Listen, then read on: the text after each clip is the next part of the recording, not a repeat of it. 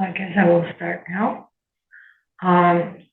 Thank you for coming to the day 4 of the quantitative methods for HIV researchers. Today we're going to talk about the linear models. You probably have used linear regression in so many occasions already, but in this lecture we're going to go into some details and misinterpretations and some concepts that are very important to understand.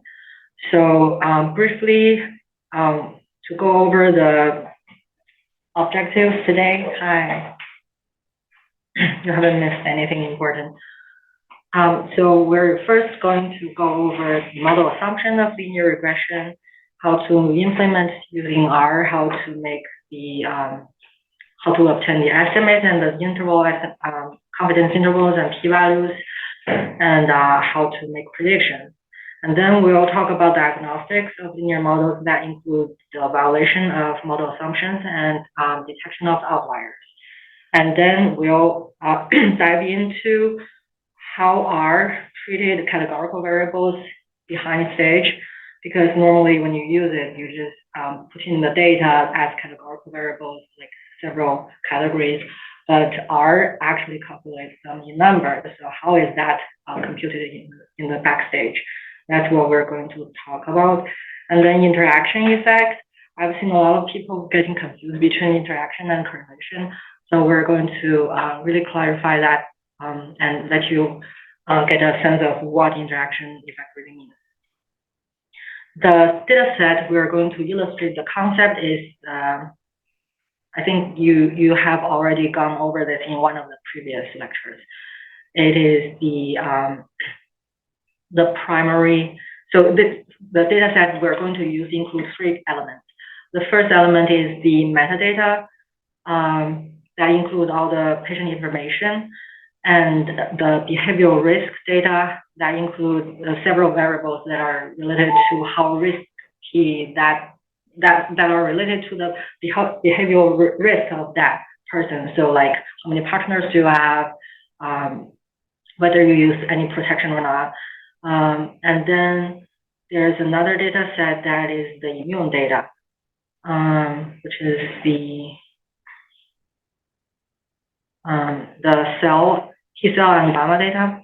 This data set has many variables in there, but for illustration purposes, we'll focus on one of them, the IgG GP41, which is a very important marker for immune response of HIV or HIV vaccine. So those are the data that we're going to use for today. And linear regression, the concept is pretty straightforward. You want to, if you picture the data points in a high dimensional space, you're basically trying to fit a hyperplane that is close as much as possible to the data point. And your data points may not have to be continuously distributed. For example, here we have 2 predictors, age and treatment. Age is continuous, but treatment can be 2 values, 0 and 1. And the response variable IgG-GP41 is going to be a continuous one. So for linear regression, your outcome needs to be continuous, but your predictors can be anything. And we try to fit a hyperplane that represents the trend of the data best as possible.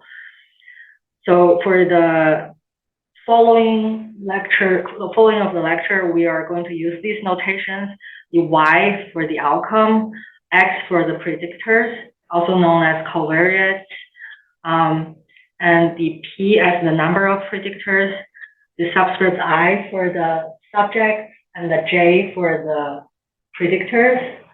So a linear regression is going to fit this linear equation that connects the outcome with the predictor.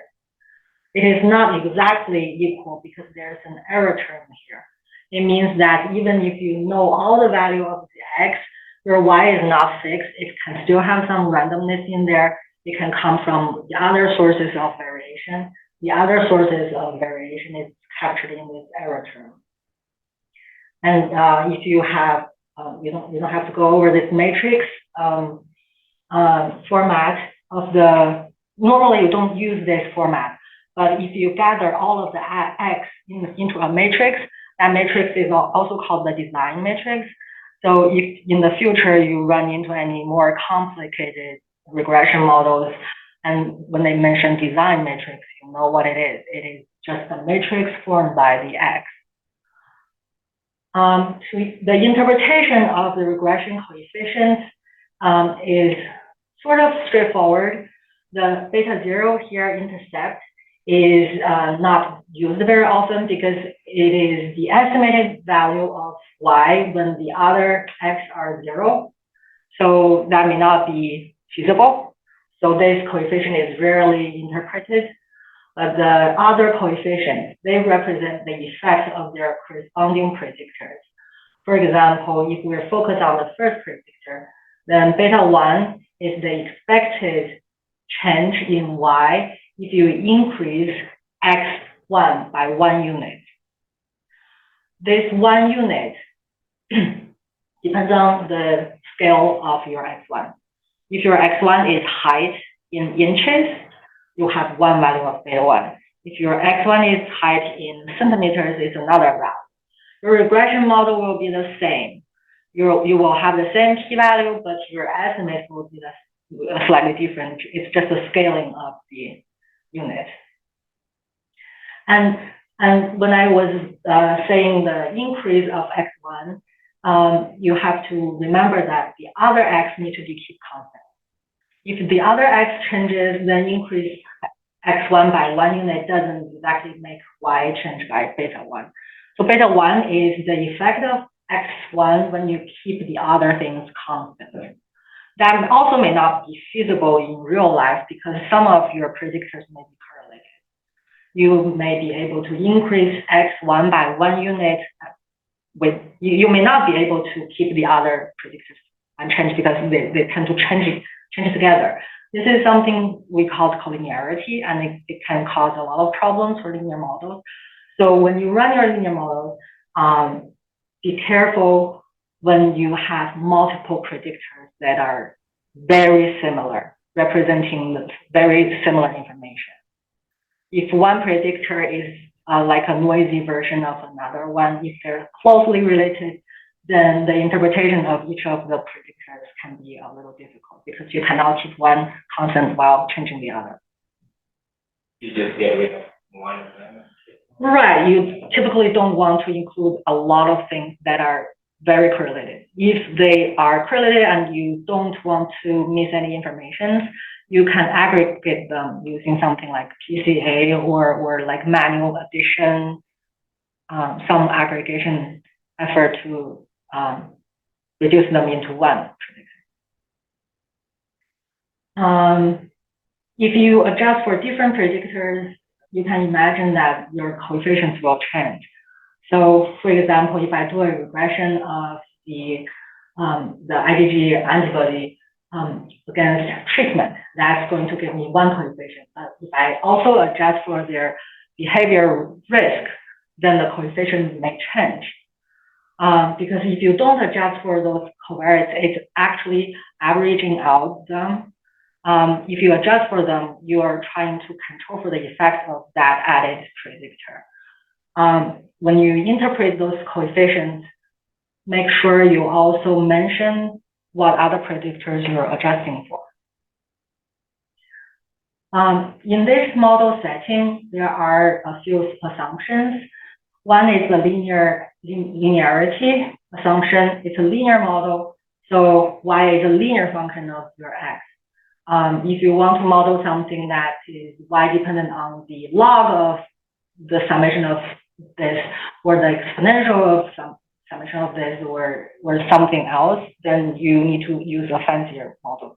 Linear regression, just assume this linear relationship. And it's additive, so your x effects, they add up. They don't multiply. And the coefficients, these are constant coefficients. We're going to use data to estimate them. These values are unknown population parameters that we're trying to estimate. And on the error term. This is, and also the X. We are in the whole linear regression analysis, we're actually assuming X to be fixed. Although your X may be variables you collect from the population that you think is a random variable, but the whole analysis is conditional on X. It's conditional on the values of X, so they are treated as fixed. You don't consider them as random variables. When you when you calculate the confidence intervals, when you do the prediction intervals, they're all assuming the X are already known and fixed. If you want to account for the variation in X, you may have measurement error in X, right? For example, your X may be like some blood measurement, and you think there are errors in the measurement, and if you really want to account for that variation, then you need to use a fancier model. In basically linear regression, you're assuming that measurement is given. And in the error term, we have two major assumptions. One is normal distribution, normal assumption, and the other is homoscedasticity. This is the word I know that has the most number of vowels. And the meaning of it is that the variance stays constant. Homoscedasticity. Homo means same. Scedastic means variance. I've been pronouncing it for years, it still fails. And then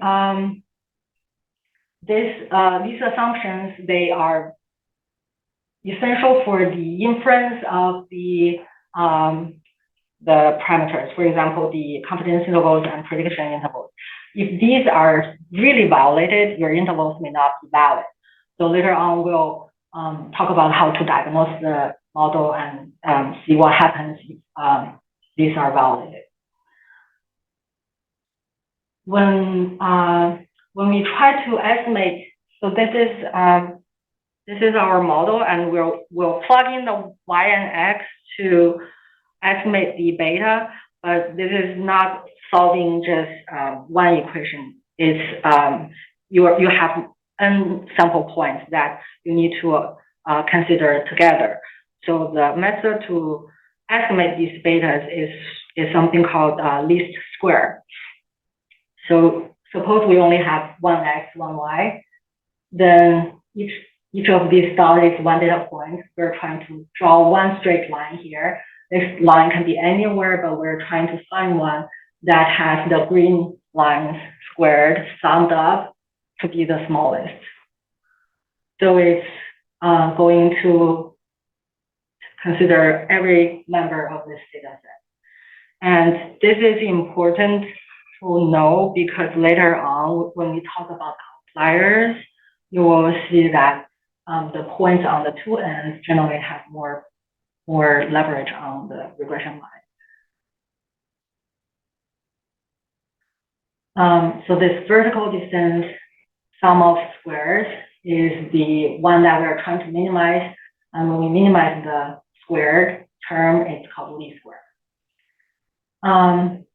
It is also a special case of something called the maximum likelihood estimator, and it's connected to the estimation mechanism of more complicated models like logistic regression or other generalized linear models.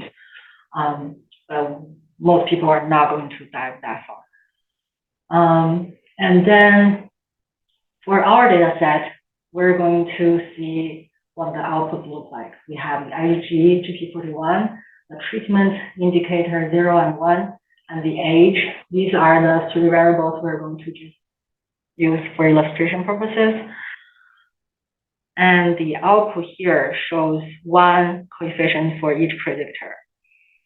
So the interpretation of this coefficient would be if you have two patients at the same age, one treated with vaccine, one treated with placebo, then the treated person is expected to have this number of more units in the IgG antibody compared to the untreated one.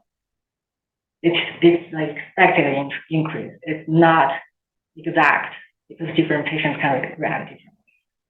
And the p-value here is super small. You can construct the confidence interval using the we'll probably need to go over the code. So for linear regression, you're probably already familiar with this. Response treated the predictors and the data set. Using summary, you can get this table of numbers.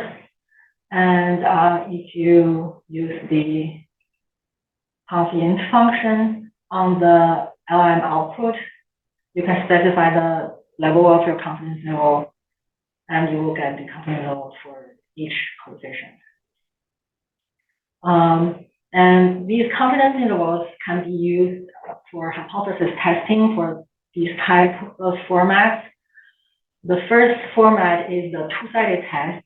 It is testing whether your for example, if your treatment effect is 0 or not, then it is this test format. But if you know that, for example, your placebo group will not have a higher response than the treatment, then you may want to do a one-sided test. So for the one-sided test, it can be either side. We have the treatment, if we expect the treatment to be higher than the placebo group, then you can use this set of one-sided tests. So the null hypothesis is that treatment and placebo are the same. The alternative is that the treatment group has higher than the placebo group. And for this one, your p-value, depending on the direction that you test for, is either going to be not significant or have a risk p-value. So in this example, we know that effect is already positive, right? So it's consistent with our alternative. In this situation, we'll divide this p-value by half. That's going to give you the p-value for the one-sided test. This is, by default, the output is the two-sided test p-value. Suppose that you don't really know whether your treatment and placebo, which one is better. Suppose that in some other situations, your treatment is supposed to do worse. And you see the estimated effect is positive. This is the hypothesis you're trying to test, and this is the output you're getting. Your data tells you treatment is better, but your alternative is placebo is better. In this situation, there's no way you're going to reject it. You don't have to crunch any numbers, you're not reject it. So if you want to get a one-sided test out of this table, check the sign of the coefficient first. If it is against the alternative, you don't have to do any tests. It's just not significant. If it is consistent with the direction of the alternative, the one-sided p-value is just half of the two-sided one. And for all the other more, for all the other values of beta 1, the null hypothesis, if your null hypothesis is not testing against 0, then you can use the confidence interval. It's more convenient. For two-sided test, you use the two-sided p-value. Two-sided confidence intervals. For one-sided test, you need to adjust the level. So for example, if I want to get a 95% one-sided confidence interval like this, then I need to use the level that's 0.9. This is 0.5. I just take this number. I just take this upper number, and the lower number will just be negative infinity. So that's your one-sided confidence interval. Does that make sense? So if you want to do one-sided confidence interval, you need to change the level accordingly, and then use one side of the numbers. I have a question on, you get two different columns, 1.5%, 95%. Right. Those are your, the two ends of the interval. right, okay. Mm-hmm. Why are different values there?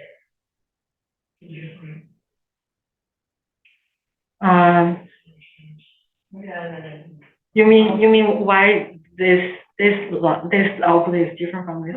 You originally introduced you can scroll a little bit, Yeah. more.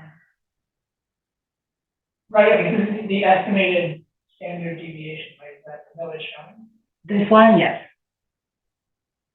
Okay, so the estimate is that. Standard error. Standard error. Straight error, right, okay. Then the one, the bar, sorry, the column to the left of that is called estimate, is that what that is? Yes.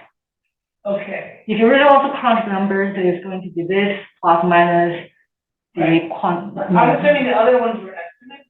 You scroll down, like when you show there, Uh-huh. are these values estimates, what are these values? These are the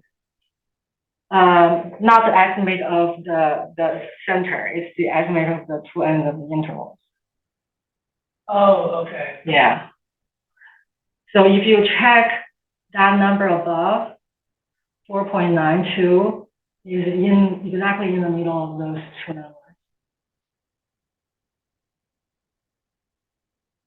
These two numbers, the average of those two is 4.92. I'd like to go in a little bit, thank you. If you can scroll up, I just want to clarify. Yeah. The other table. So what are we looking at? Those are the betas, right? Beta error. Right, these are the beta. Beta Yeah. variable. And those are the same as the error range. So this is telling me where the center of the confidence interval is, where the beta is estimated. This is telling me how wide the interval is, but it's up to a factor. I need to multiply. Like if I use a 95% interval, I need to multiply 1.96. If I use a 90% interval, it's 1.65. So the betas, they go into the function of the nature of your regression. Will be this one. Right, right. So then everything talking about the interval, the confidence intervals of the beta, Mm-hmm. that's another, yeah, okay. There's no graphs shown about that. That's its own analysis just done on beta values that go into the linear regression model. So your beta, this is the estimate you have for the beta. Beta is just one value. There's no uncertainty about it. Our estimation has uncertainty due to the data. And when we estimate, there's a chance that we got it wrong. So we have an interval that try to cover the true parameter. So it's like shooting ducks. Your duck, well, shooting targets. So you have the target that's the parameter, and you try to shoot it with just one bullet. That's the point estimate. But if you try to catch it with a net, then you have a larger chance of catching it. So so the confidence you have on beta is going to then inform some level of certainty about the linear model at the end. Kind of what you do that for, right? I mean, Right. Linear model doesn't use ranges of beta, it just uses specific beta. Right. Okay. But there's the uncertainty in the error term. The error term is where the uncertainty so this comes. then actually does feed the error term? The error term is why we have that interval. If there's no error term, then our data should exactly tell us where the beta is. Okay. So is this going to plug in and then determine the error term then? Or do we kind of really know where it is? The error is never known. Okay. Yeah, because we never know the true beta. But we have a estimation of the error. When you plug in the true value, when you plug in the observed value of T, A, and Y, and plug in the estimated value of beta, you have an estimated residual here. It's called the residual. Yeah.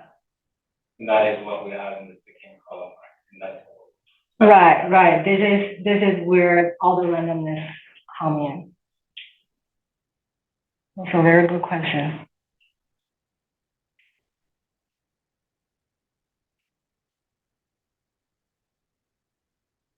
So the intervals, and another thing that is important to know is when you have multiple predictors to adjust for, testing the coefficients may not be, well, this is a very tricky example. So suppose I have three predictors. I have one null hypothesis that's testing beta 1 equal to 0, another testing beta 2 equal to 0, and another testing both beta 1 and beta 2 equal to 0. If I reject 1 and 2, does that mean that 3 should be rejected? Those are not equivalent. So this is like a diagram. Oh, too dark.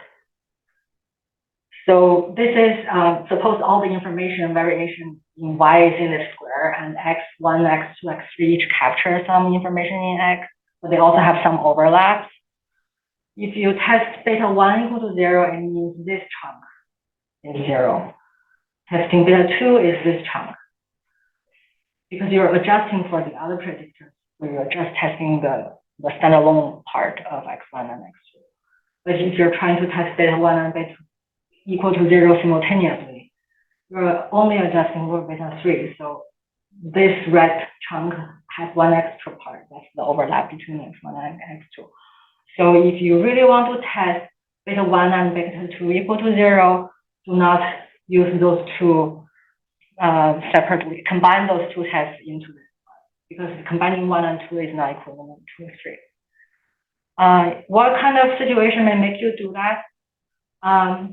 So later on, when we talk about categorical variables, you may have two coefficients correspond to one predictor. And if you try to see if you try to check whether that predictor is associated with the outcome, you need to test both coefficients simultaneously. And in the output, you're basically testing two rows of coefficients equal to 0 simultaneously. When you have both these p-values, don't average them as a p-value for testing both, because they're not equivalent. You need to have a separate test to test both equal to 0. Does that make sense? I have questions.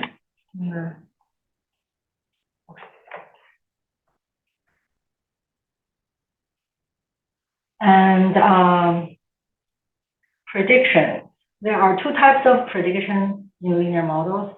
One is the prediction for mean outcome, and the other is for the one specific sample. The mean outcome is a parameter. So for example, if you're trying to evaluate the IgG level of all patients that are 25 years old and treated by the vaccine, this is like you gather the whole population, this whole subpopulation, and you calculate the population mean parameter, and you want to get an interval for that mean parameter, then that's the mean outcome. And this line of code will get you the confidence interval for this mean population parameter.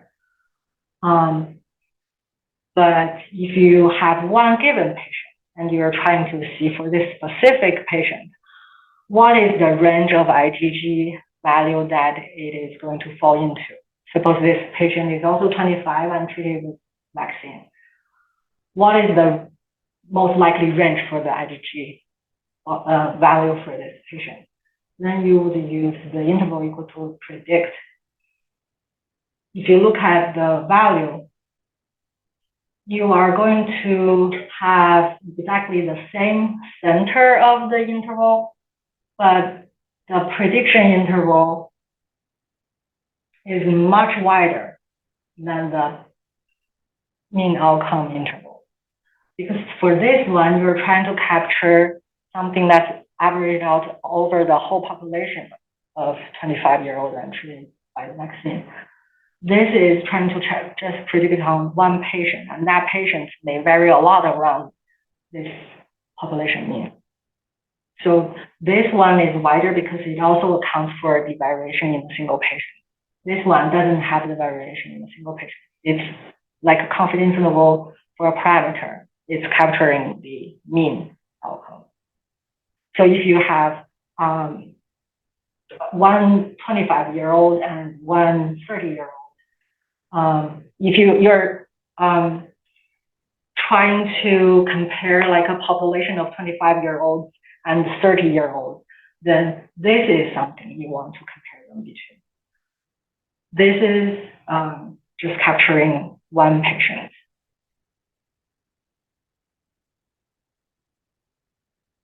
Any questions?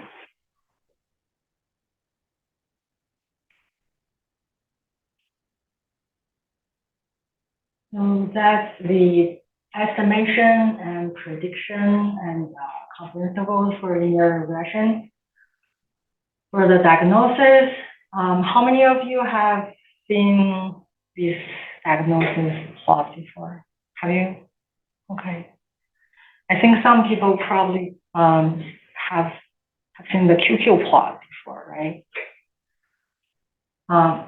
So we're going to talk about the violation of three major assumptions. There are other assumptions, but these are the assumptions that people can check if they're violated or not. The first one is the linearity. So in some cases, your outcome may not be linearly dependent on your age. It may have a U shape, N shape. In those situations, if you only use age as the predictor, you may have a wrong model, and your diagnosis plot should be able to capture that. So suppose this is the true data. X and Y, they're not linearly dependent. There's a quadratic term in there. If you do the diagnosis plot for this one, so let's fit the model. The linear model is here, linear model 1. And if we want to do a diagnostic plot, you can use this function from the GG45 package, and you can specify which plot you want. This is asking it to generate these 6. Each number corresponds to each one of them. And you can specify how many columns it's formatted into. And the first plot, diagnosis plot, is called the residual plot. It is calculating how far away your data points are from your regression line. This is the normal QQ plot. It is trying to capture the distribution of that difference between the residual. It's trying to capture the distribution of the residual. This is trying to capture the variance of the residual. So it may, remember in our linear model, we assume the error term to have the same variation, same variance. But in some situations, the variation of your response may actually increase as your predictors go. For example, maybe in young people, the antibody distribution is very narrowly distributed, but when you get older, it's kind of the spread increase. That will be a violation of the homoscedasticity assumption, and you will be able to see something in here. And these 3 plots are to check outliers. We'll go over them later. But here you can see that the top 3 all doesn't, well, I didn't say what is normal yet. So if you don't have a violation of the assumption, then you would see the residuals to be randomly scattered around 0 here. And this will be a straight line. That's y equal to x. And this one should also be a flat line. It's not around 0, but it's a random scatter of points around above 0, and they tend to have the same mean. But here we have this curve in the residual plot. It means that the difference here, the residual here, is not a random spread around 0. So that's an indication of a violation of linearity. If you see this as a quadratic shape, then you may want to include some quadratic term. In this specific case, we only have one predictor. So it's simple to know it's this predictor that you need to drop in an x squared. But for more predictors, it may be a little hard. But if you see this, you can try to plot the residual against each individual predictor and see where this trend comes from. That is not covered in this lecture. I would suggest you to talk with the statistician. But this is some warning sign. And to fix this violation of linearity, you can add the square term. If you see some other shape, you can add the other shape functions like square or log. All these transformations also have their own interpretations. So, for example, the square root is in this shape, and the 1 over x, if you take the flip of 1 over x, it's also like, oh, if you take the log and square root, they are both like this shape, right? So you may use each of them to fix your problem. But which one would you choose? It may depend on your interpretation. If you think that taking a log 10 of that value makes more sense in the interpretation, then you probably want to choose log over the square root. And in some situations, you may have an x that is negative. You cannot take square root or log. You may want to do something else like log something plus that value, or the negative of that. So there are many things to consider when you choose the transformation of the predictor. For this specific case, it is a simple fix. If you add the square term here, this I function, make sure that the LM function consider x squared as its own. If you don't have the I brackets, it will not run correctly. So whatever transformation you do of the predictor, so you can do it inside the I function. And then after the transformation, this is how a non-violated linear model should look like. It's a random scattered residual around 0, a straight line for Q2 plot. And for this one, it's the mean line here is a little dragged down on the left, but you know it's just 2 points, so it's not a big problem. And the violation of homoscedasticity is checked using this scale location plot. Here in this example, I'm simulating something that has a variance that increases as x increases. So if you check the residual is larger on the right-hand side because I'm generating points that are like that. And the scale location plot, you can see there's an increasing of the points in the mean, and this is not caused just by a few points. So this is indicating the variance is not constant. You may need to transform your outcome. This is, you don't touch the x. Touching x doesn't really fix the problem. You need to consider how your y is modeled. This is a normal one. This is one that's not validated. This is one that's validated. And there's no universal way to fix this violation of homoscedasticity. There are some basic rules. For example, if your spread of the residual is this shape, then you may want to consider log or square root or the inverse transformation. If your residual plot is the other side, then you may want to consider y squared or exponential y. But in my experience, I think the first situation is more common, especially when you deal with, for example, sequencing data. The larger the value is, the more spread the value is. So it's not directly modeled by linear models. You will need to take the log transformation or some other transformation variance stabilizing transformation to make sure the variance is constant before you use linear model. For a lot of count data are continuous value. You may be tempted to use count data in linear regression, but a lot of count data has this problem. The homoscedasticity assumption may be violated. And a lot of count data doesn't follow normal distribution when we talk about normal violation of normal data.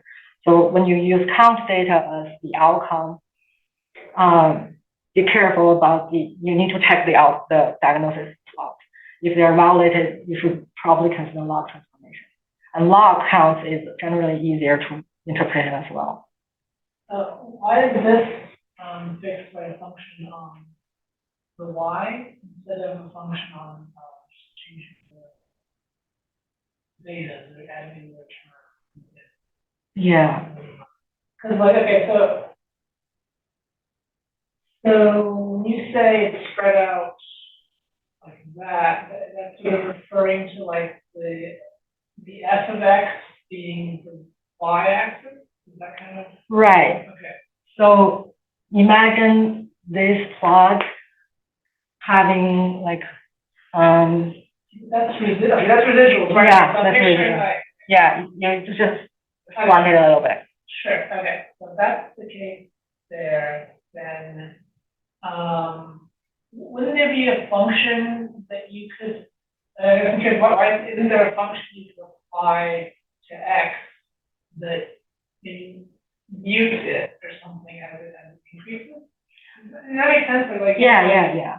Because in the same way you have, beta and x, and the beta and x squared, you're already, changing the. So you're thinking about like folding the right half to the left? Right, I guess you can't. Yeah, I don't know. Maybe it's just a bit. Yeah. So because if you add an x squared term, like if this is 0 and you have an x squared term, then your y, if you plot y against x squared, you may not see the triangle shape anymore. But if you plot it against x again, it's still this shape.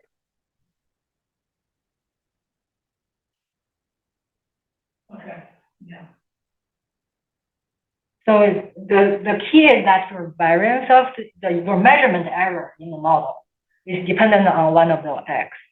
No matter how you transform the x, the dependency is still going to be there. But if you transform y, then when you do transformation like log, it changes the relationship between the mean and variance of y.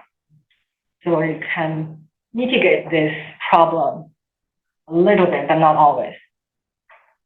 Are these two data sets different? So when we were looking at Right. cross violation, right? No, the linearity. Yeah, they're different. I simulated differently. Yeah, these are totally In different. this case, also the new data, that would be on linearity would be okay, right? Right. Yeah, it's flat. Yeah. Right. So the residual plot, the blue line tells you the linearity violation. The scale location plot, this blue line tells you the homoscedasticity. What are the bottom cons? These are for outliers. We'll go over them. Yeah.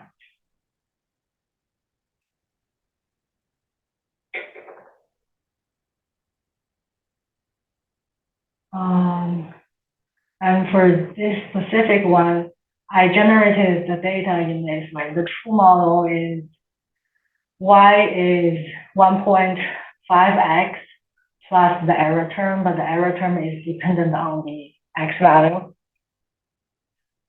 So the true model is actually not going to be estimated after I do the transformation. If I use the square root transformation, I'm actually trying to fit a model that's square root of y depending on x, and there's no modeling of the dependency between the variance of y and x. So we are going to get a pretty nice looking diagnosis plot, but this is not the true model. So this highlights one problem in the data analysis. Nobody knows what the true model is. You find the model that works. Does that make sense?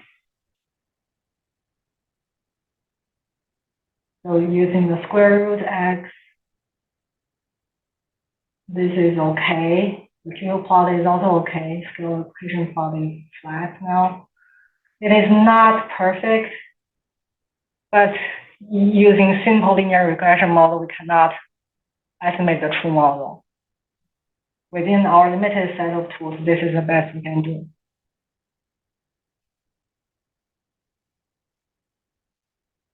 And normality assumption. I will first introduce the concept of QQ plot. So what is Q and Q? Anyone knows that? It's quantile and quantile. So QQ plot is trying to compare the distribution, two distributions. It's comparing the quantile of one distribution with the quantile of another distribution. And when you use the QQ plot in reality, most of the time, one of the distribution is a theoretical normal distribution. So you're comparing your observed distribution with the normal distribution and see if they're the same. How do you define the same? You compare their quantiles. So here, this is the points coming from a t distribution.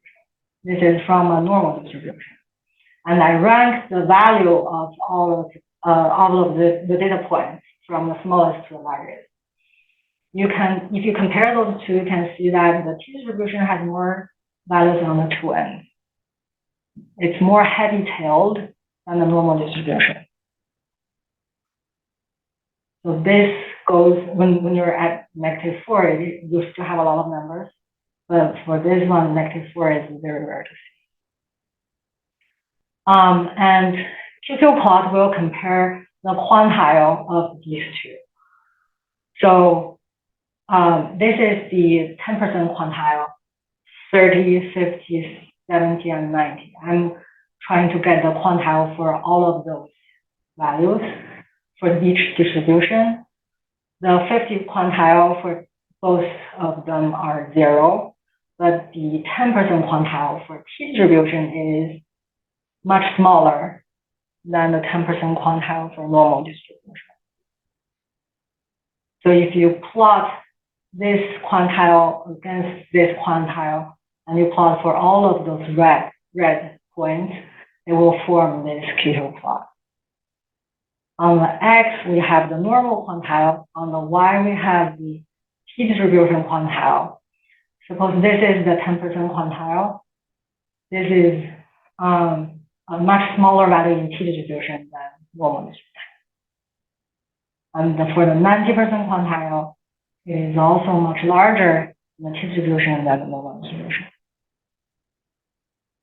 This shape means that the distribution on the Y is more heavy-tailed than the distribution on the X.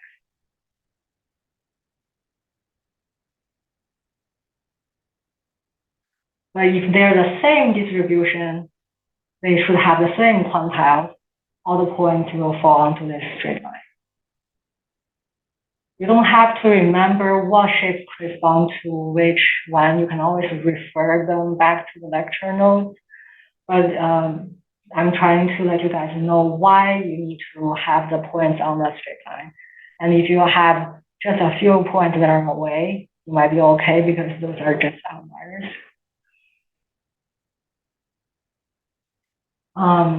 So this is when you plot a normal distribution against the normal distribution. It's roughly a straight line. You can also use the Shapiro-Wilk test. I see a lot of people using it because they cannot really judge whether it is enough violation or not. I think it's good to combine both, because if you just rely on this, you don't really know where the violation comes from, and you don't know how to fix it. But if you check the normal QQ plot, you will know whether it's just caused by a few points or if it's a systematic problem.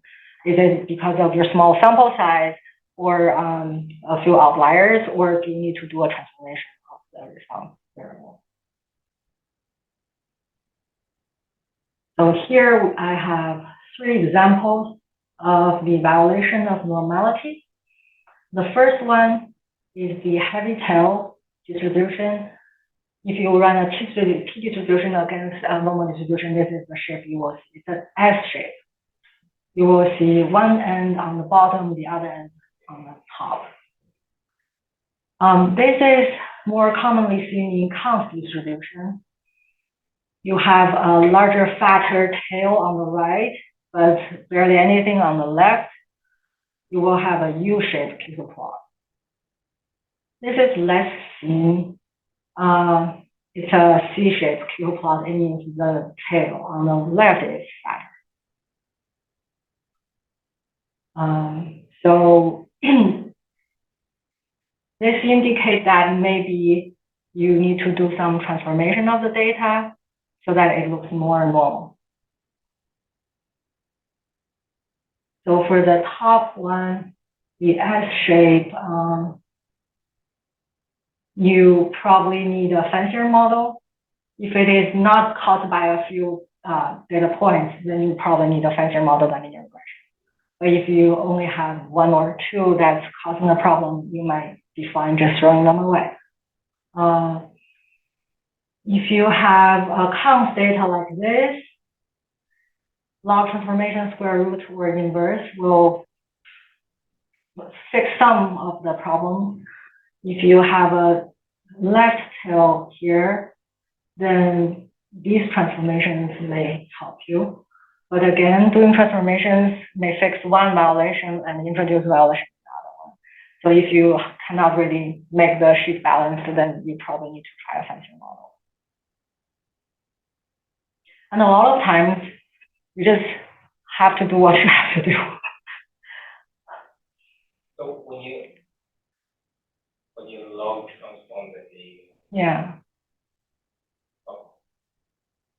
Yes, so when you say use a fancier model, that's to go non-linear regression, right? Going beyond linear regression. For example, for count data, you can take the log transformation and do linear regression, or you can use the count distribution to model them directly, like some negative binomial regression, or yeah, I think negative binomial distribution and Poisson distribution are more commonly seen distribution to model the count data.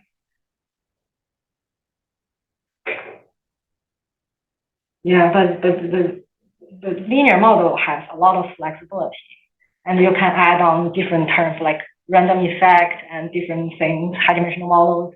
So that's why even if sometimes you may have a violation of the assumption, people still use it because it offers the flexibility. If you do it with more fancier models, they may not be able to allow you to add the random effect in there to account for the repeated measurements or even fancier things.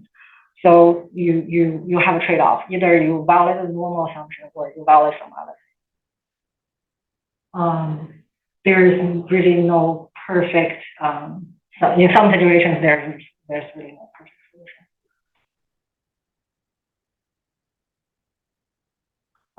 But for this specific one, this is a left tail that's fatter. And if we do it with a slight power transformation that's y to the power of 1.2, then the diagnosis plot looks much better.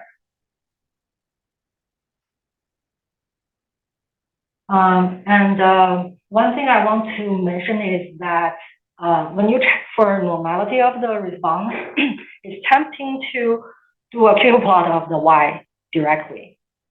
That is sometimes problematic because the normal assumption is conditional on y. So it's assuming y, the response conditional on the predictors is normal. What does that mean? So here in this example, I have x that takes 3 values. And y, conditional on each value of x, is actually a normal distribution. But if you just do a histogram of the y itself, it's not normal, it's 3 peaks. But if you conditional on each x, after the linear model, if you check the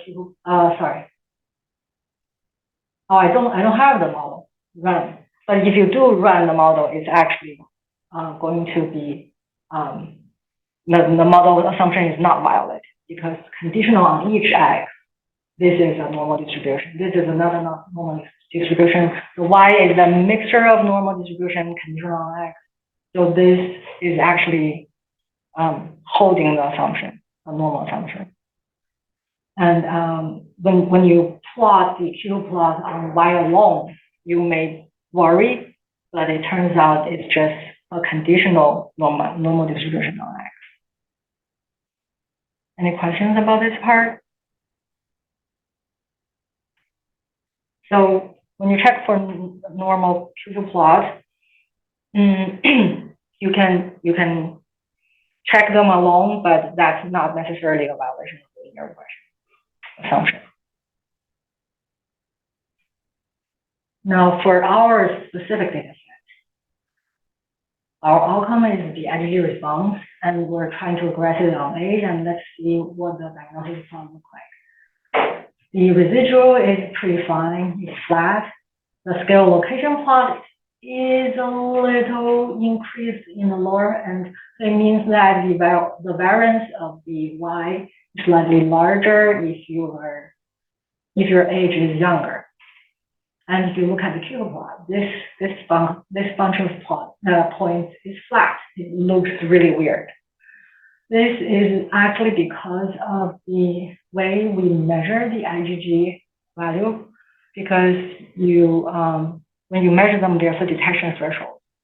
Below a certain threshold, your assay won't be able to capture it.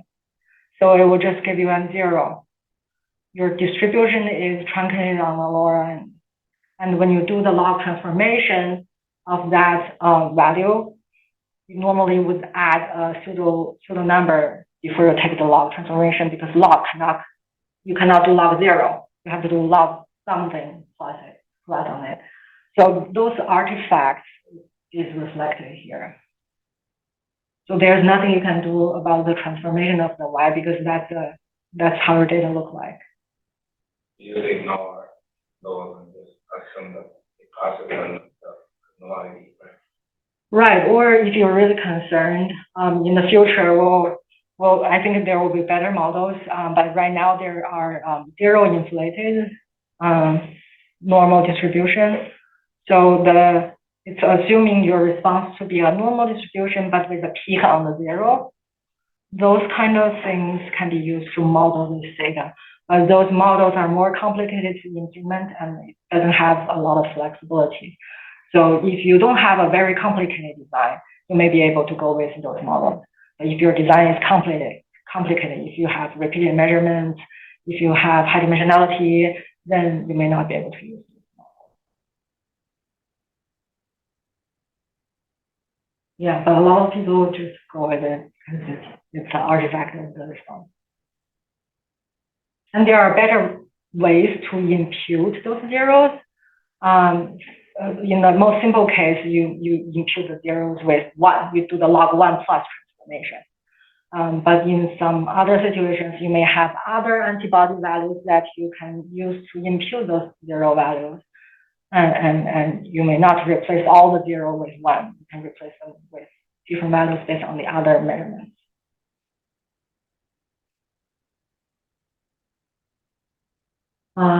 So again, this is from a very famous statistician, almost wrong, but somewhat useful.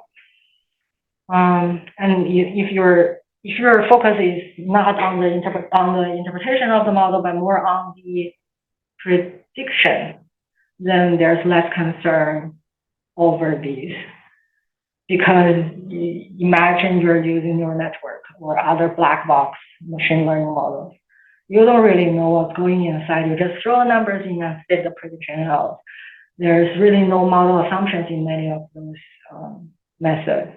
All you care is whether you can fit the data very well. If your focus is on the prediction, these things may not be your concern. But if you really want to make sure you're estimating the effect of your treatment well, if you're focused on those meaning of the coefficients, then these matters. So about that, I've been very new models or anything, but besides, figuring out that as fit, figuring out where new values will fall, predictions, how else would you use linear models and not then predict? So like you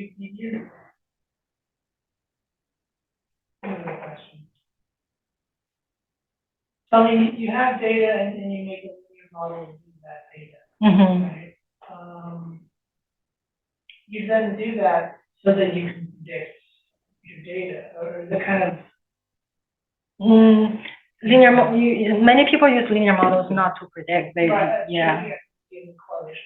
Yeah, the association are there. Right.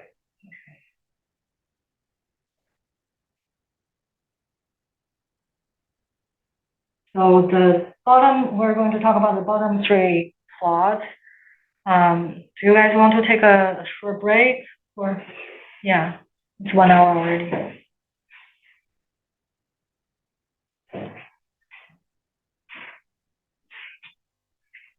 10 minutes? 5 minutes? How many? How many minutes break do you need? I usually say 5 and take 10. Okay, sure. 5 for bathroom, 5 for questions.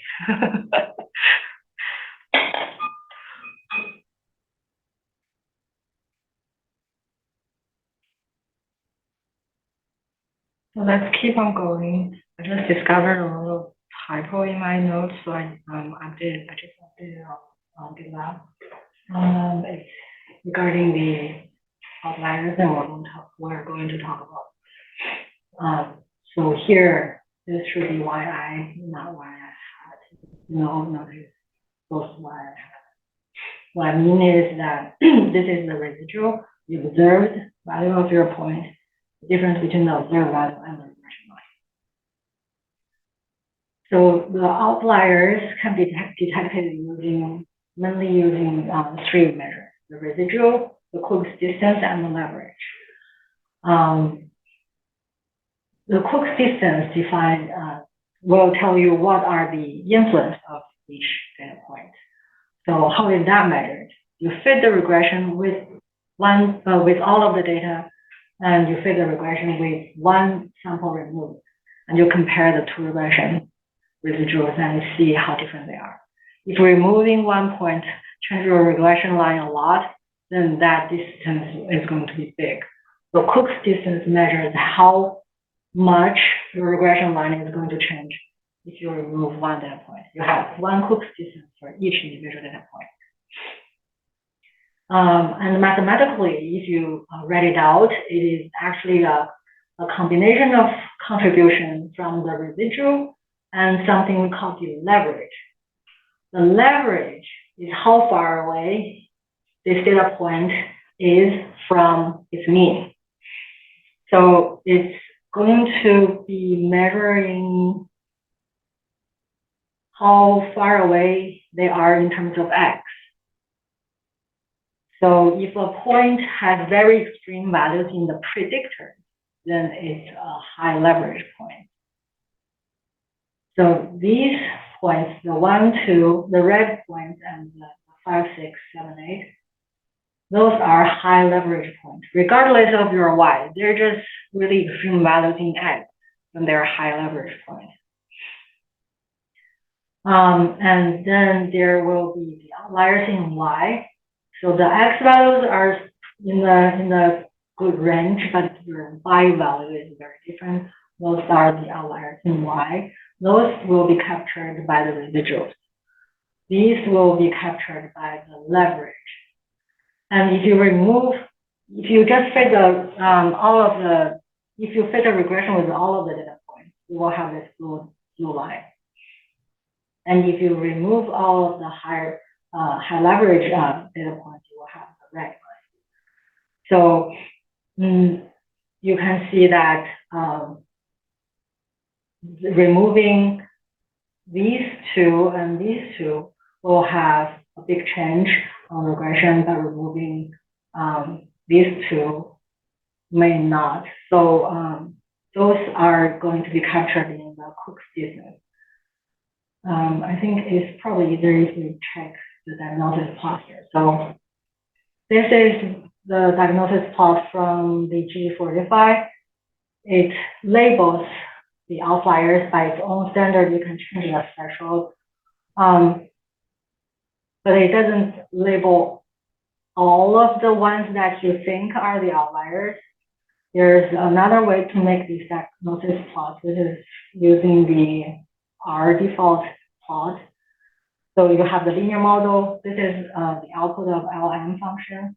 If you do the plot of the linear output, linear regression output, and choose which equal to 4, and you can specify how many points you want to index.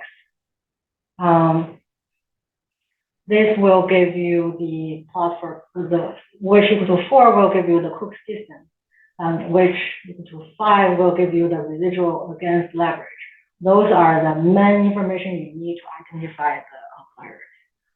So here, Cook's distance. There are different cutoffs, but above 1 is definitely going to be a strong influence.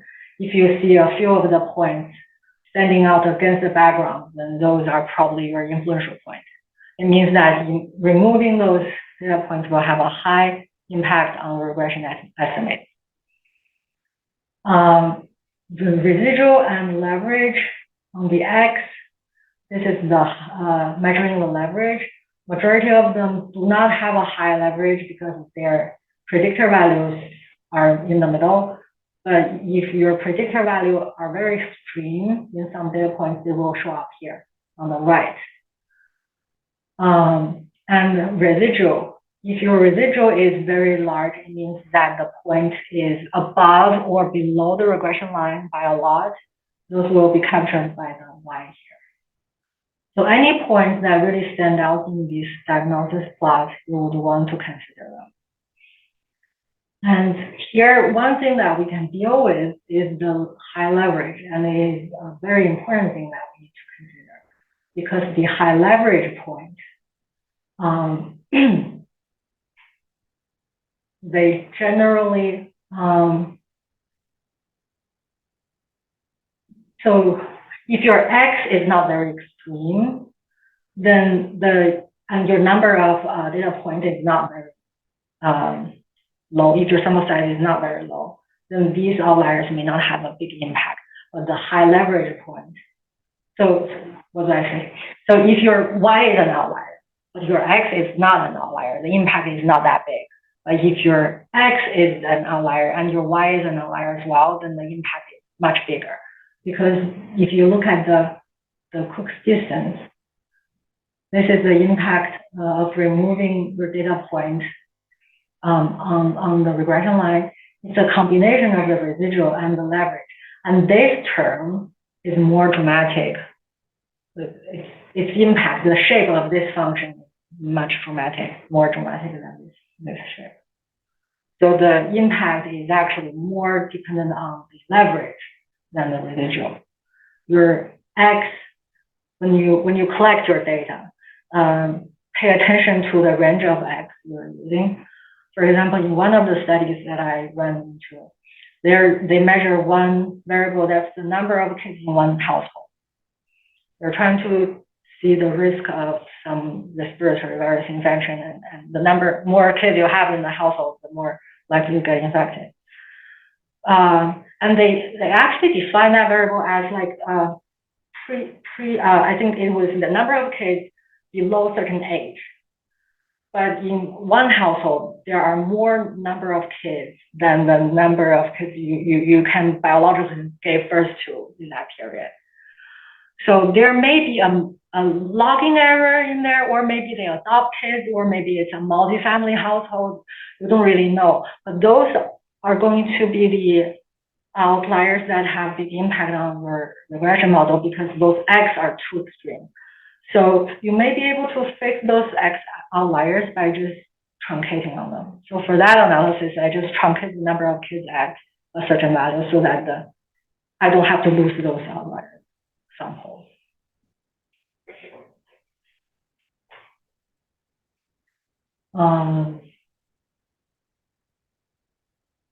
Any questions? Can you explain again what you mean when you say outlier in X faster than Y? Yeah. I'm not sure. So here, the majority of X is between -5 and 5. But there are a few really large values. Those are the high leverage points. And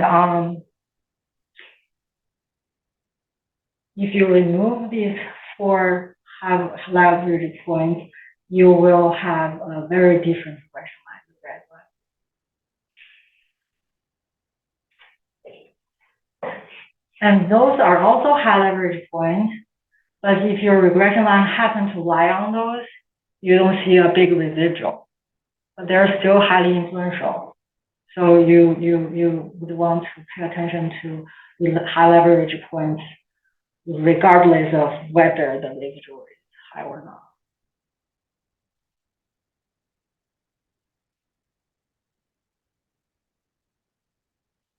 So most of the times you don't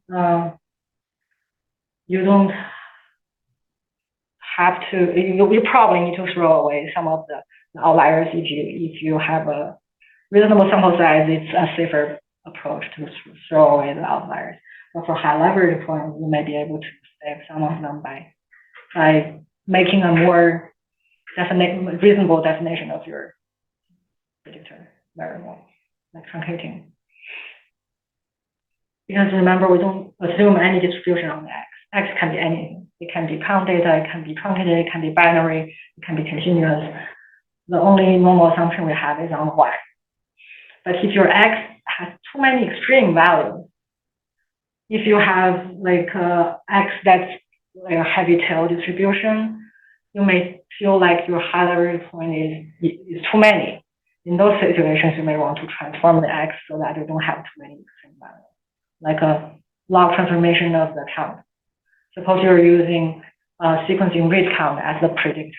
You may want to do a log transformation of that as a predictor, because sequencing read count can have like most of the values around very small values, but a few thousand or a few million big values. So the transformation of those X is actually trying to get rid of the high leverage point. I think I pretty much make all my points for the outliers. Now let's move on to the categorical predictors. This is one lecture that when I give to undergrads, then that confuses them the most, because it's if you only have two levels, it's easy. When you have more than two levels, everything becomes more complicated. In this situation, we have two categorical variables we'll focus on. One is the treatment, two levels, placebo and vaccine. The other is race. We have three racial groups. We are going to model both of them in the regression model, but you can also stratify and do stratified analysis. Suppose you believe that the different racial groups have very different distributions, then you may not want to use linear regression, because linear regression assumes them to have some homogeneity after you account for these predictor values. But if you believe them to have different spread, then you may want to do a fancier model, or you may want to do stratified analysis. The pro for stratified analysis is that you have more flexibility between the racial groups. You can assume them to follow different types of models, but the shortcoming is you will not be able to test for the racial effects. You will not be able to compare between the groups that you stratify on. But here we're going to model them both. When you run linear regression, R is pretty friendly. You can just throw in the variable that has characters in there. Your variable for treatment can just be placebo and vaccine. And your variable for race will be just one column with these three values. But R is statistical software in the backstage. It's doing all the matrix manipulation. So how does it deal with these categories? It is through something called the dummy variable. Dummy, I don't know where they came up with this name, but it's a binary variable. So how is it defined? For race, we have three groups who will define three dummy variables. One for each category.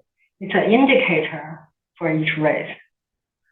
So this is going to be 1 if it's the patient is Black or African American, 0 otherwise. And this is indicator for Hispanic, this is indicator for white. And if you add them up, you will have exactly 1. So you will only need 2 of them, because the other one, the third one can be inferred by the first 2 by taking 1 minus those 2. So that's why in the linear regression, we'll only need to use 2 out of those 3.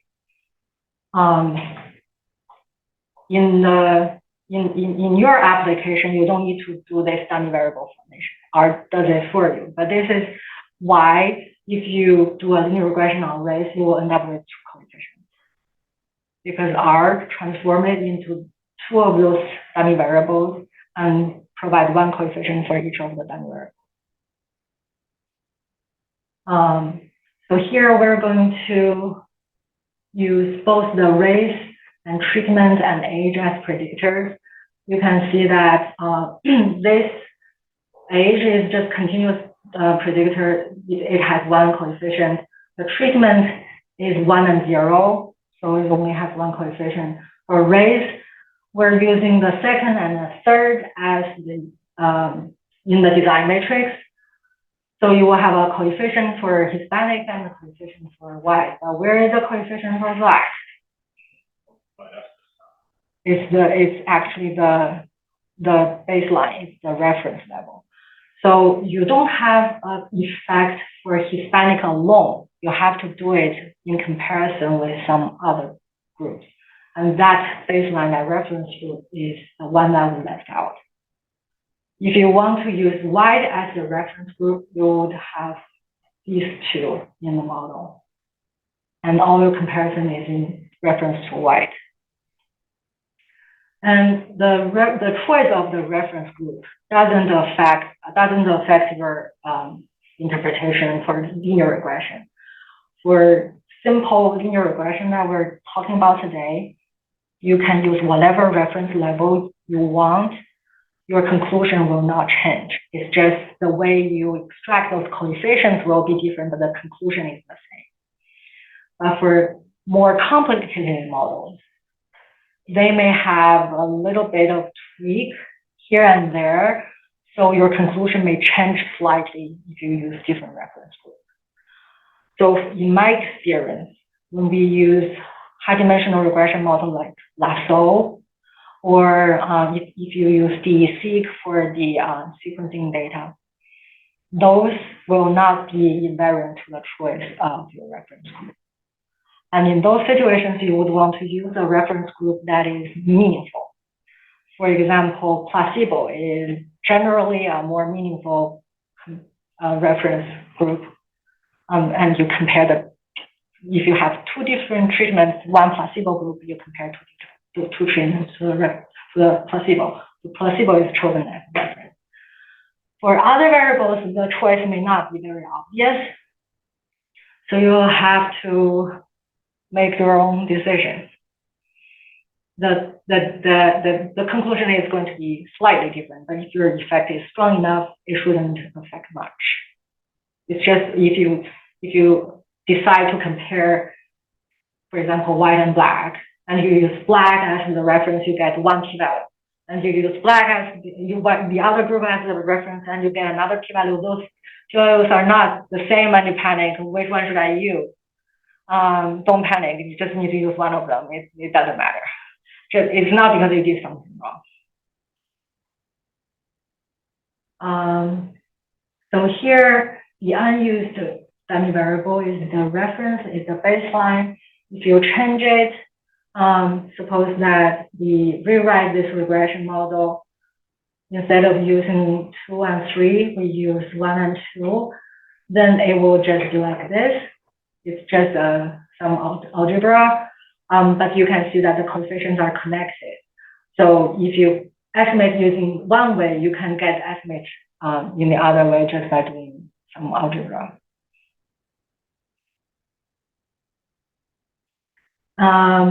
When you implement when you implement this using R, make sure that your categorical variable is treated as categorical variable. sometimes in your spreadsheet, the categorical variable may be labeled as 1, 2, 3. And R will by default reading them as integers. And if you want to fit them as categories, you need to transform them into factor variables. And if you want to change which level as the reference group, you can do it through the factor variable. So here, this one by default is reading as a character variable. If it's a character variable, then by default the reference group is alphabetically the first. So in this example, B is the first, so it's going to use B as the reference group. If you want to change it into, for example, Hispanic, then you will reset the reference level in this line of code. So factor of the original variable, and you reset the levels. The first one will be the reference group. And if you do a summary of that, you will see Hispanic now is the first. So this is how you change the reference level. Now let's set it back to alphabetical and see what the result. Well, we'll see the result later. But if you really want to know what each coefficient means in the regression model like this, so if you put in age, treatment, and race, it will output these beta 1, beta 2, beta 3, and beta 4. But what does each coefficient mean? It's easier to see beta 1 and beta 4, but for beta 2 and beta 3, it's not that easy. So if you really want to know, you can write it out like this in this table here. If you can do it for all the combinations of the placebo and the race groups, the treatment and the race groups. For example, in the first line, this is a Black patient treated by placebo. If you plug in their predictor values, this is 0. Black people has 0 indicator for indicator of Hispanic, 0 for indicator of white. Placebo have 0 value for the indicator of treatment. You plug in all of those 3, you have this value. So this is the expected response of a Black patient treated with placebo. And you can do it for Hispanic. You will have 1 extra beta 2. And if you subtract them, you will see that beta 2 is actually for any age, for any given age. If you change the patient from Black to Hispanic, then the effect on the response will be the beta 2. So the beta 2 is the difference between Hispanic and Black when you hold the other things unchanged. Whatever age it is, you hold it unchanged. Whatever treatment it is, you hold it unchanged. It can be a placebo group or the vaccine group, but as long as you hold it changed and just change the race, then that's the beta 2. And similar for beta 3. It is the difference between a white patient and a Black patient given other things all equal. And the treatment effect, beta 4, is the difference of treatment. It's the treatment effect given your race and age are the same. So if you really want to understand what these coefficients mean and how to interpret them, then you can do this, write them out, do this handwork and see which ones do you pick to take the subtraction to get the target of parameter. If you want to compare the treatment effect, if you want to see whether how much different is the white and how much different it is between white and Hispanic, then it is not immediate from this regression model. It will be the difference between beta 3 and beta 2. So I will leave this as maybe like a small homework for you guys to see if you can get why we need to take beta 3 minus beta 2 to get the difference between white and Hispanic. In your regression output, you will only have estimate and confidence interval for these beta 1, beta 2, beta 3, beta 4 alone. If you want to test for the difference between beta 2 and beta 3, you will need to do a little more work.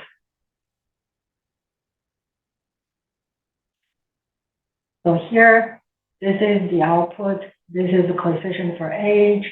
This is the coefficient for Hispanic in reference to black. This is coefficient for white in reference to black.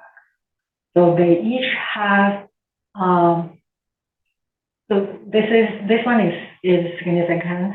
So what does it mean? It means that no matter what treatment it is, no matter how old they are, if those are 6, then a white patient has a lower number for the IgG value compared to the black patient. If you want to compare Hispanic with white, you can use this library means. So this is your linear regression output, and you can ask it to do a comparison for race. And this is called contrast matrix. So contrast matrix is how you tell R which coefficients to compare with. Here we're focused on the race variable. And race variable has 3 categories: black, Hispanic, and white. If you want to compare black versus white, you put 1 for black, minus for white, 0 for Hispanic. This is doing black subtracted by white. And this is doing Hispanic subtracted by white. This is the other way, white subtracted by Hispanic. And these are your user-defined names, just for convenience of notation. You can choose whatever names you have. And then if you put the means mark, you let the contrast function know what variables you're trying to do the contrast and which categories in that variable you want to contrast with. And this adjustment is for multiple comparison. For our situation, we're just trying to get the Hispanic compared with white. We are not trying to fish around several hypotheses to see which one is more significant. We already know this is something we want to test for, so you don't really need to do the multiple comparison adjustment. So we use adjust with none, and then you will get the estimated effect and the p-value. These are similar to what we have in the regression output. And you can see that for black versus white, this is just the negative value of this one. This is white versus black. And these two are the opposite of each other. So the contrast lets you decide which groups to compare with. And this kind of input can be used for many other regression software. Any questions?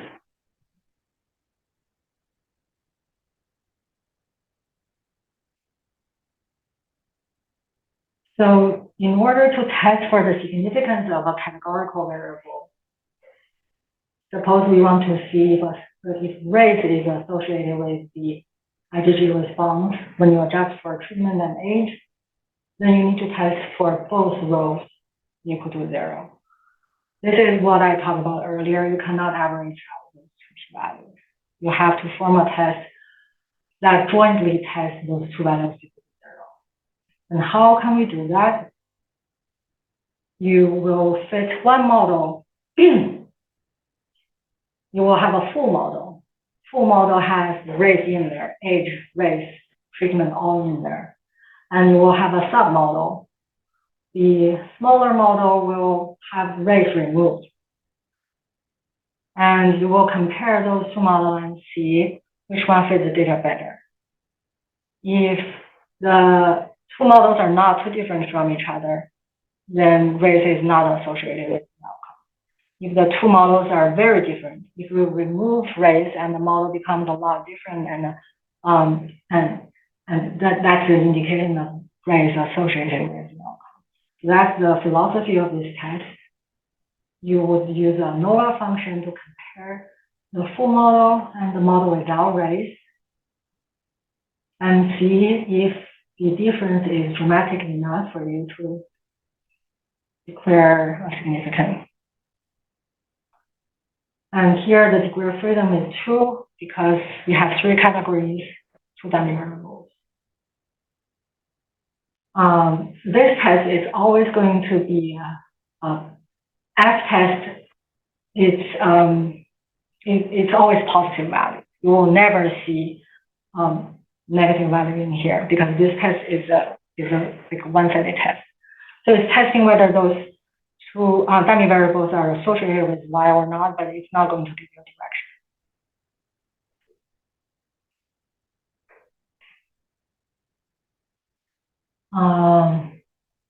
If you test for treatment, it's the same. You can do the same thing. You will run a model with treatment removed and compare the full model with the model lacking treatment. It will be an F test with this p-value. This is equivalent to doing this test here. If you look at this line, this is testing whether treatment is associated with outcome when you adjust for race and age. This is doing the same thing. So this ANOVA model, ANOVA function comparing the full model with a smaller model, if you do it for just one single predictor with only one X in the design matrix, then it's the same as using the regression output here. So for these variables for treatment, for age, you can just rely on the p-value in the summary output. But for race, if you have multiple coefficients correspond to one predictor, you would want to use the ANOVA function.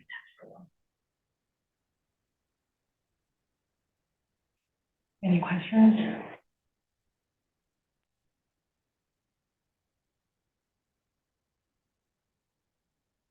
So this ANOVA function is actually not running ANOVA models. Where is it? This ANOVA function is just a function to check the difference between 2 linear models. The full name is analysis of variance. So it's analyzing the variance for these 2 models. There's another situation when you use the word ANOVA, which is design of experiment, where you choose, for example, you have in a 2-way ANOVA model, you can assign 2 lab rats to each group, and each group can be treated by a vaccine and treated by an antiviral. You have 2 treatment variables. One is vaccine or placebo. One is antiviral or not. And 2 by 2, you have 4 groups, right? And you can randomly assign 2 lab rats to each of those cells and do a regression analysis. Those are called factorial design, and those kind of design has very special properties. But in most of the observational studies, you don't have that orthogonality. You don't have the choice to choose the same number of X for each, the same number of subjects for each X value. So for observational study, the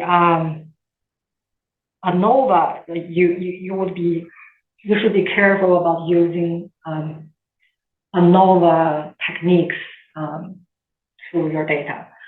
ANOVA is actually a special case of linear regression. When you run a 2-way ANOVA on the lab rat example that I mentioned, in the backstage it's actually just running a linear regression model. A lot of the interpretation and output of 2-way ANOVA relies on that orthogonality. In observational studies, you don't have that. So I wouldn't recommend you to use the ANOVA set of pipeline to analyze an observational set. You should just run a linear regression model. But they're connected.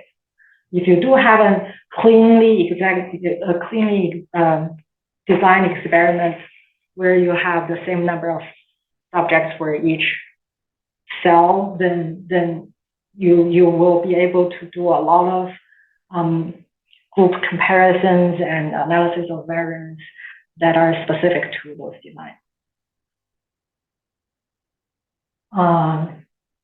So in our data set, if you do the linear regression output, this is the regression of just race and treatment, those two categorical variables. You may be tempted to do a ANOVA analysis of this model because you have two categorical variables and it looks like two-way ANOVA, but it's not because you don't have the orthogonal design. If you do it, if you use the AOV, this is the function for ANOVA analysis. If you do it for race plus treatment, you have this output to test whether each component is associated with the output. If you do it with treatment first and race second, you have another table. Those are actually different. If you have orthogonal design, like that experiment, you will have the same value for treatment between the two tables. These two will be equivalent. But in observational studies, these will not be equivalent because your race and treatment are not orthogonal to each other. So the p-value here is actually this is the marginal effect of race. And this is the effect of treatment when race effect is already removed. And for this one, this is the marginal effect of treatment, and this is the effect of race when treatment is removed. When you remove them in different orders, you have different p-values. So that's why you should be cautious to apply AOV ANOVA analysis to observational studies, even if you have something that looks like two-way ANOVA, even if you have two categorical predictions. Any questions?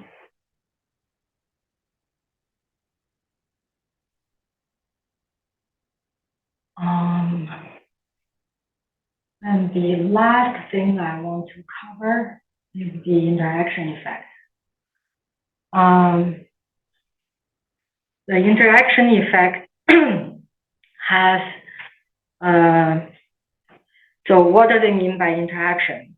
In our case, let's use the treatment and race as an example. So if there is an interaction effect between treatment and racial group, then it means that the treatment effect is going to be different for each race group. Or the other side of the coin, the racial difference is going to be different for under each treatment. So interaction effect is like it has two sides of the same story. One is focused on the treatment effect when you have different race groups.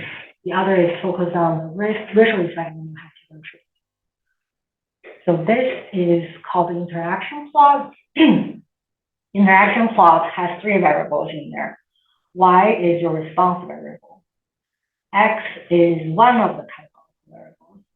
And the shape, the point shape is the second categorical variable. And it tells you, for example, on the left, this difference is the treatment effect for Black, treatment effect for Hispanic, and treatment effect for white. And this is roughly the same. So I wouldn't say there's an interaction effect between race and treatment here. And this is another side of the story. On the Y, you have the racial difference, and on the X, you have the treatment. So for placebo, the race, the three races are in this order, and for vaccine is this order again, but changes a little bit. So again, I wouldn't say that interaction effect is strong.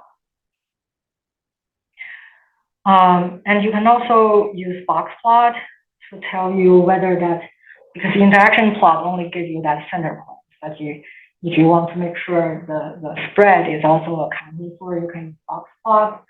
The code is also given. You just need to let ggplot know X is one of the categorical variable, Y is the response, and the flow is the second categorical variable. And if you see these two lines of boxes to be roughly parallel, it means no interaction effect. If they're not parallel at all, then it means the treatment effect is different for each group. And similarly, you can do it here. You don't have to do both.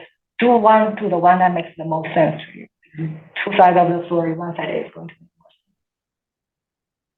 more sense.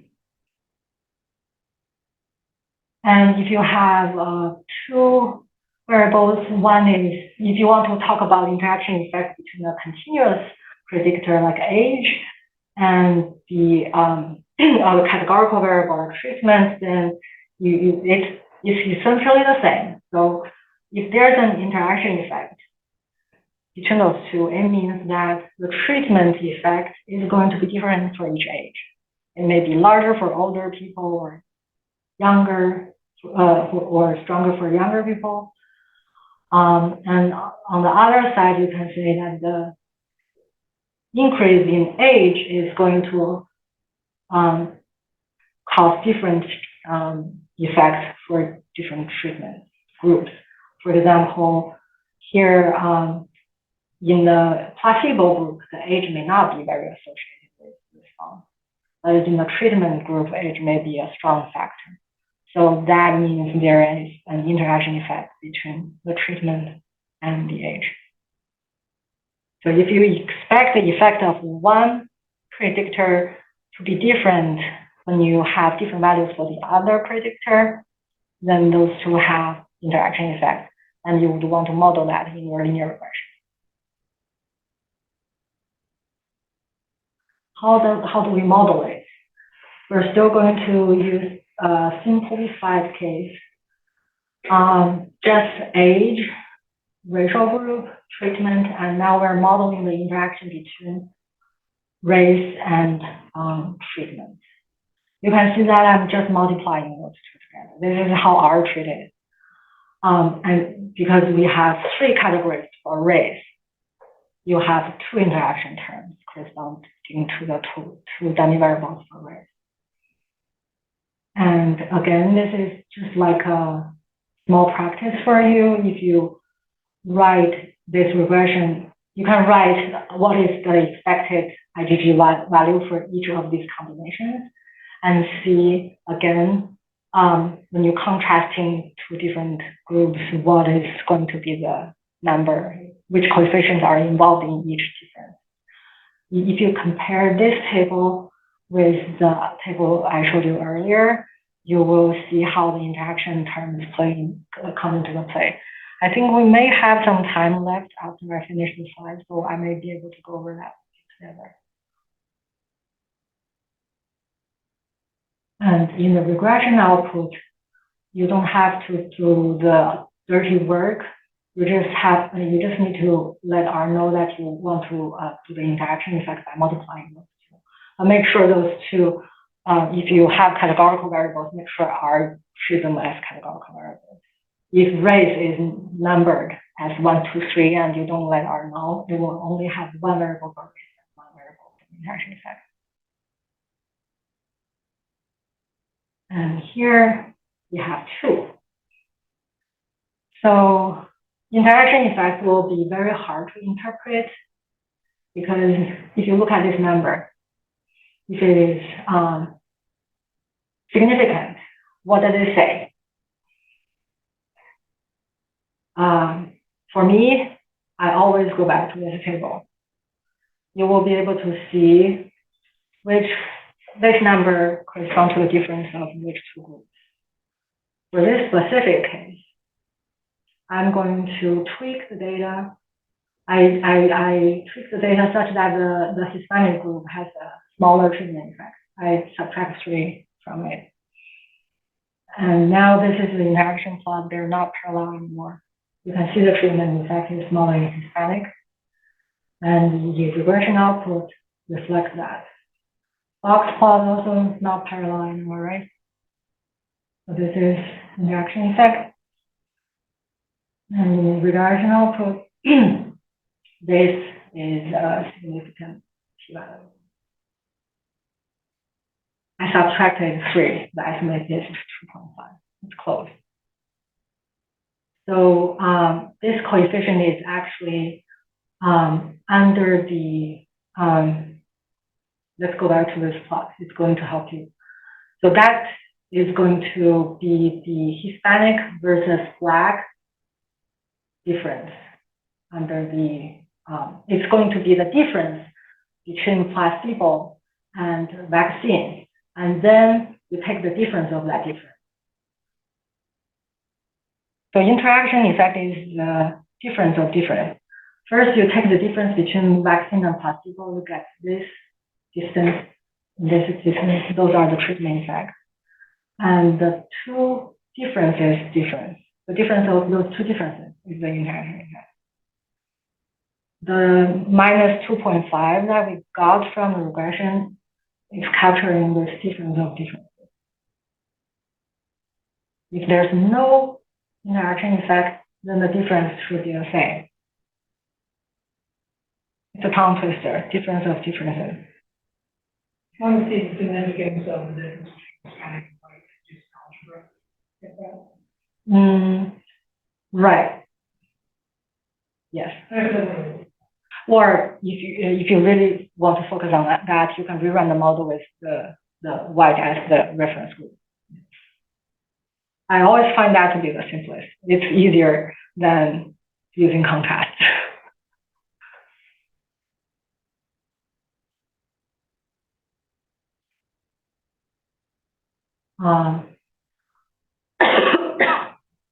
Including those terms in the model, multiplied by the treatment. I mean, that doesn't change the model. It does. Okay. Yeah. I'm just giving you more information about it does actually change the model. Yeah.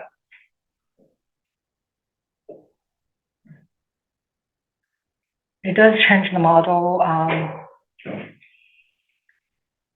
Without the interaction term, you're assuming that the treatment effect is going to be the same for each retro group. Those are two. You should graph without that and did that. Right. So if your data says no interaction and you include the interaction term. Oh yeah. Okay. Yeah, it's just going to spit out a non-significant p-value and maybe hurt your degree of freedom a little bit. If you have a large sample size, it's not a problem, but for a small data set, it is a concern. So whether or not you should change the model, potentially include interaction, it's going to be a case by case. You just find based on whether you think there will be correlation between. Right, whether there will be interaction. Right. And many of the times you may have two categorical variables that have many categories. For example, race do not have to be those three. If you refine it, you may have 10. And your treatment may have 3 or 4 groups. And if you multiply them, imagine how many you will have in the coefficients. So that's you wouldn't want to multiply them by. Right. So suppose we have race that has 10 categories and treatment that has 3 categories. We will have 9 coefficients for race, 2 coefficients for treatment, and 9 multiplied by 2 number of coefficients. That's 18. That for a small data set. Yeah. Why is that bad? What's the problem? Just like the significance Here's the beta model. Okay, well, First, the sample size. I guess I don't have mathematical formulas for them. But in the regression output, you can see there's this degree of freedom here. This is the number of samples you have minus the number of coefficients you are estimating. The number of regression coefficients plus the variance of the model. So always going to be one more than the number of predictors. So yeah, do that again, because the number of samples have minus. you take the number of predictors and the variance one. So one plus number of predictors out of the sample. Yeah, I think including the interaction content, the base model kind of got me confused. Okay. Does that mean that, because I would expect, my thinking was, you have this model that you've optimized, and then all of these interaction terms were kind of captured within your base model, and you're just trying to tease them apart, and so that should not change your model. I don't know if I'm making sense. I might just have this. Can you scroll up maybe and point to that equation? Yeah, the model of interaction. So you have okay, so you don't have treatment.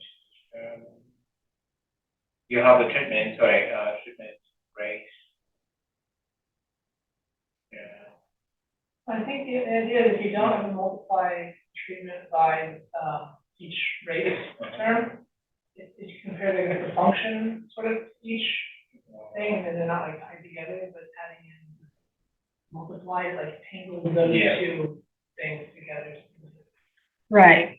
So I think it's probably helpful if I write that table for you guys. So this term, if I can, let me just yeah. So my thinking was that this entire thing, all of this would be, your treatment term, right? Right, but it's going to be a different coefficient for each rate. Yeah, that's what kind of confused. Yeah, I think I probably need to write this out for you guys as a practice. Yeah. I used to be able to use this thing.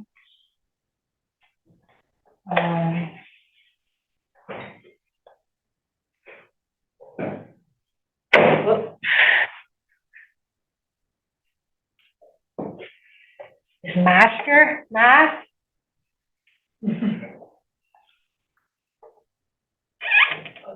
Oh, here. Thank you so much.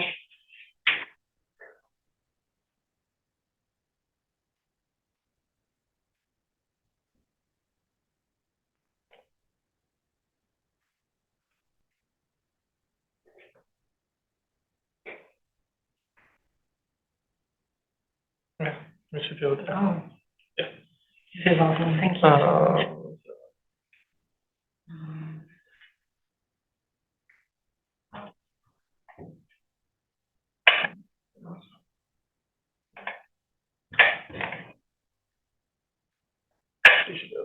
Yeah. Thank you so much.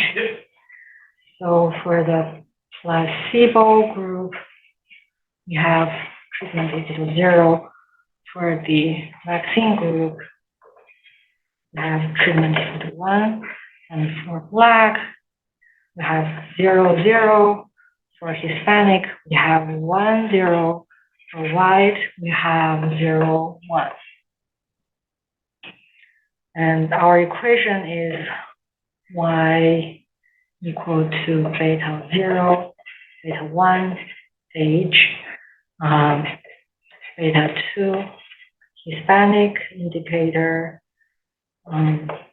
beta 3, white indicator, beta 4, the treatment, and then beta 5 for the interaction between Hispanic and treatment, and beta 6 for white and treatment. And if you plug in that for placebo and black, it's going to be beta 0 plus beta 1 H, and that's it, because everything is 0. For vaccine group, it's going to be beta 0 plus beta 1 H plus beta 4. Because treatment is 1, but the rates are still 0. For placebo and Hispanic, it's beta 0 plus beta 1. And then this term is going to be there. So there's a beta 2. And beta 3 is this not there. This is not there. All the treatment terms are not there because treatment is still possible. And similarly for white, you will. What happens to the error term? Oh, the error term is always going to be there, so I just leave it out. And then for this one, you have beta 3 for white. And for vaccine group, there are more terms. So aside from the beta 2, you also have the beta 5, because now treatment and those are non-zero. For white, it's going to be beta 3 plus beta 6.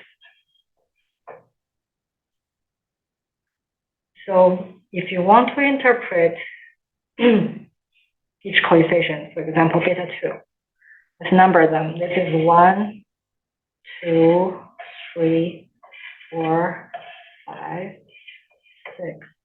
Beta 2 is going to be 3 minus 1, right? Beta 3 is going to be 5 minus 1. Those are the two ratio effects. But this is under treatment. So this is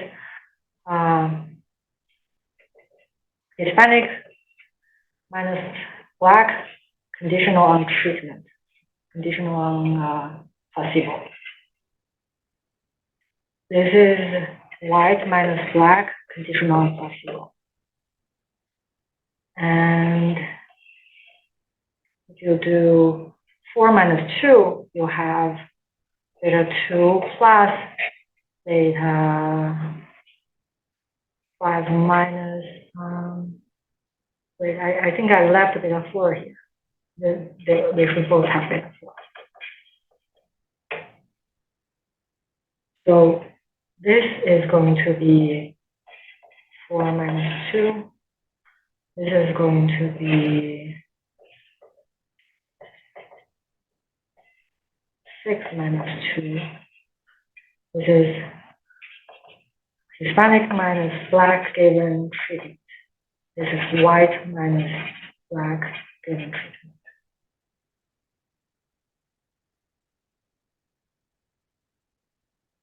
Vaccine.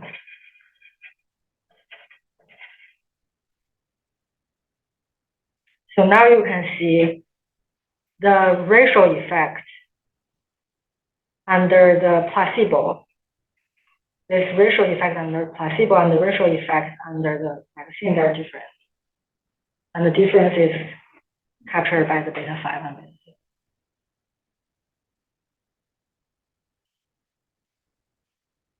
That's one way to do it. You can also do the other way. Beta 4 is equal to 2 minus 1. This is vaccine minus placebo given black.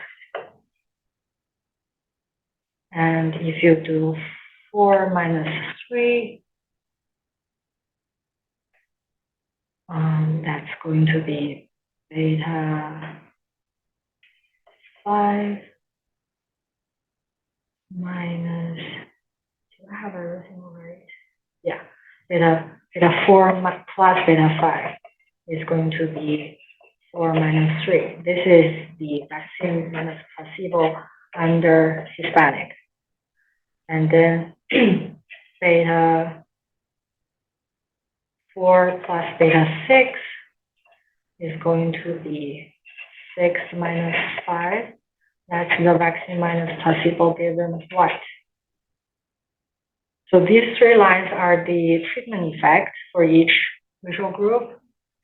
And you can see the treatment effect is different and the difference is captured by silence.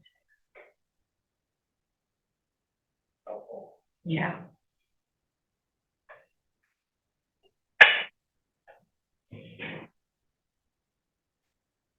So if there's no interaction effect in the model, you will just not have beta and 6, 5 and 6. The treatment effect is going to be the same.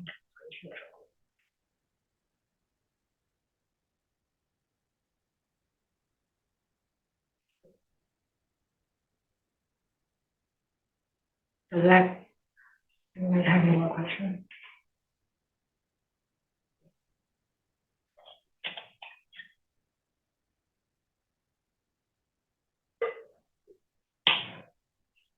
What was the mode interaction plot? Was it on the y-axis? Is it like IgG response?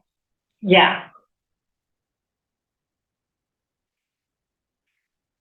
And those, so the interaction plots do not capture the beta, right? It's capturing the difference and the difference of differences. So it's actually capturing all the subtractions that we did here.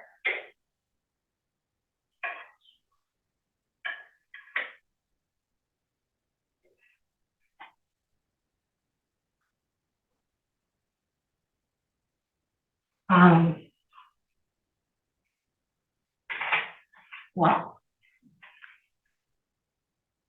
So I probably can do it. Thank you. How would you like to set up? Back to the screen. Okay, I can do it. You're always coming at the right time.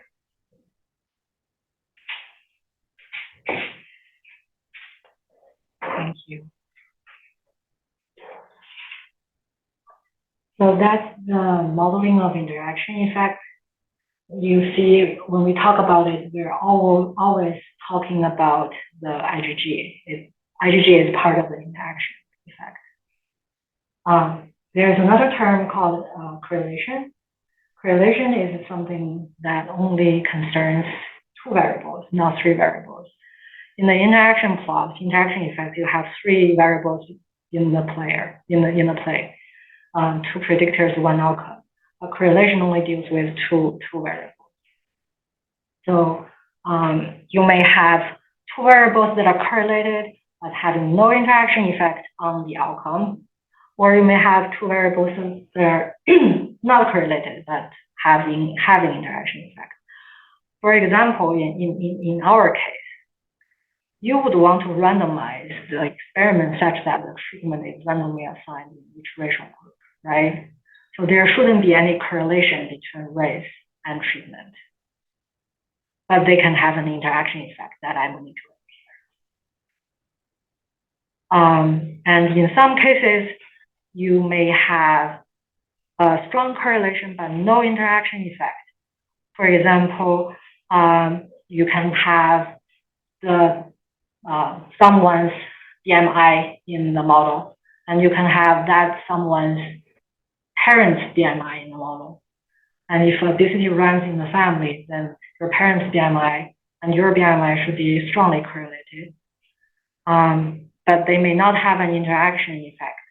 The effect of your BMI on the IgG response is going to have nothing to do with the BMI of your parents.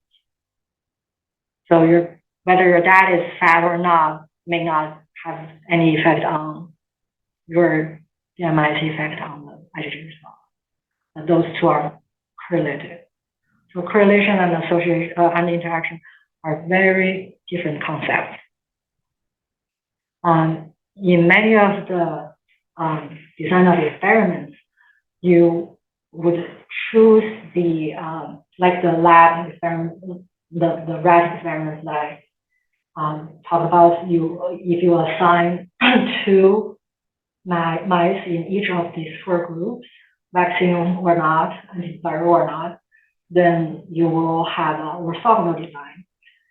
If you calculate the correlation between vaccine treatment assignment and antiviral assignment, they will be uncorrelated. But your effect of vaccine may be dependent on whether that rat is treated with antiviral or not. Any questions? So I guess we finish early. I can stay for more questions.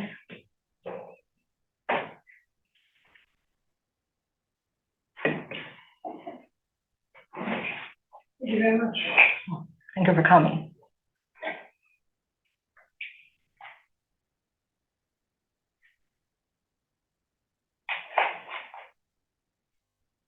Is that code for how to model correlation?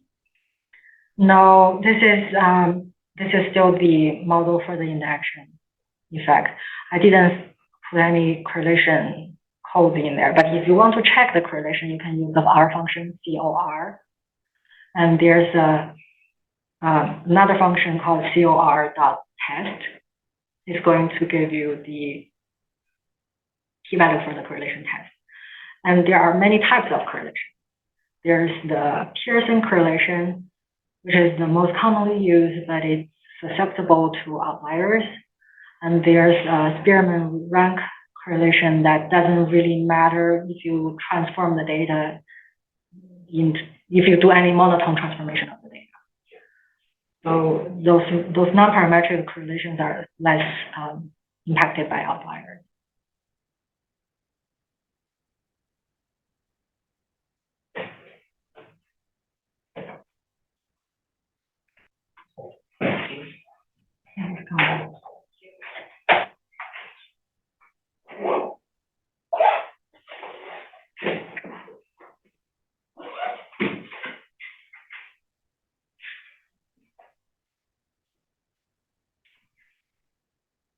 Do you do any RNA-seq data analysis? I know you talked about it. Yeah, sometimes. Sometimes. Yeah. Do you know how do you use seq at all? I think we have a workshop somewhere down the road. I think they asked me to do it. Yeah, I think they asked. I don't remember. I think the series 3 of the. I need to check my emails, but I think series 3 has one lecture on DeepSeek. Okay, that would be really helpful for me. I have like a data that I need to analyze. Yeah. DeepSeek is. It's like a it's a much fancier model than linear regression. So a lot of the tricks you can add on to linear regression cannot be added to DeepSeek. Yeah, like the contrast that we did today, if you change the contrast from white compared to black versus the other way, you may have a different